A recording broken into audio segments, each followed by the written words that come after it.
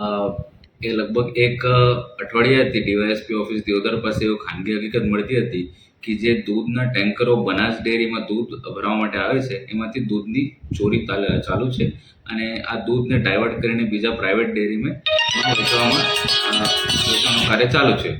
તો આ ખાનગી હકીકતના આધારે ડીવાયએસપી ઓફિસનો સ્ટાફ બનાસ ડેરીના કર્મચારીઓ સાથે વોચમાં હતા ત્યારે આજ સવારે 6 તારીખે લગભગ 5:30 વાગ્યાની આસપાસમાં પોલીસને 2 પિકઅપ ડાલા ભાભર સાઈડ જવાના નજરમાં આવ્યા ત્યારે પોલીસે એમનો પીછો કર્યો અને એમને રોકતા એમને પૂછતા કે એ દૂધનો સોર્સ ક્યાંથી છે, તમે ક્યાંથી ભરાવીને આવો છો, એ પૂછતા એમના પાસે કોઈ બરાબર જવાબ નહોતો અને પછી આ લોકોએ વધારે પૂછપરછ કરતા એ એડમિટ કર્યો કે એ ચોરીનો દૂધ છે, એ જે 2 ટેન્કર માંથી ચોરી કરીને અમે અહીંયા એક ડેરીમાં ભાભરમાં પ્રાઇવેટ ડેરીમાં વેચવા માટે આવ્યા હતા.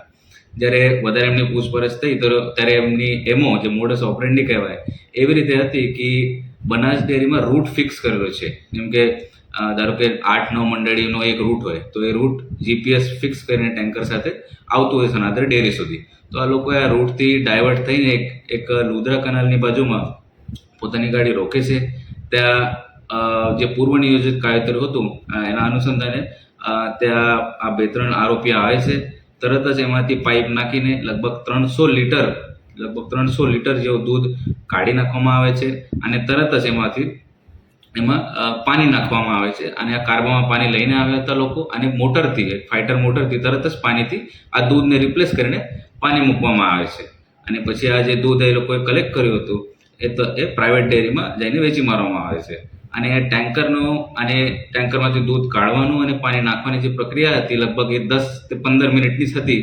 તો ઝડપથી આ લોકોએ પ્રોસેસ કમ્પ્લીટ કરીને ટેન્કરને ડેરી સુધી મોકલી દીધા હતા તાકી કોઈ સસ્પિશન ડેરી ટેન્કર ચાલક ઉપર ના આવે. તો અત્યારે બનાસ ડેરી તરફથી એક વિગતવાર ફરિયાદ આપવામાં આવી છે ચોરીની અને છેતરપિંડીની અને એમાં લગભગ 12 આરોપીનું નામ છે.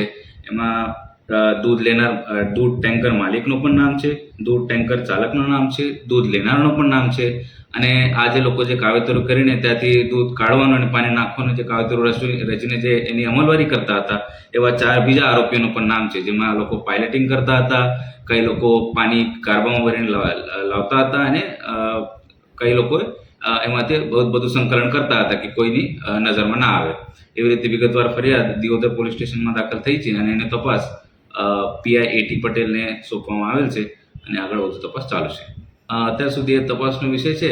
એમનો કોઈ પૂર્વિત ગુનાહિત ઇતિહાસ છે કે કેમ એનો તપાસ ચાલુ છે અને એમનો કોઈ ઇતિહાસ હોય તો એમના ઉપર કડકથી કડક પગલાં લેવામાં આવશે.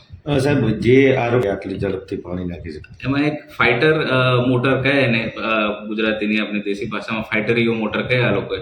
આ મોટરની બહુ એક વધારે હોર્સ પાવરની મોટર હોય તો એમાંથી ઝડપથી પાણી ખેંચી લે મોટર અને તરત જ પાણી ટેન્કરમાં મૂકી દે. તો એ લાઇટની વ્યવસ્થા કઈ રીતે કરતા હતા? આ લોકોએ ટેન્કરની બેટરીમાં સીધું કનેક્ટ કરી દેતા હતા મોટરને.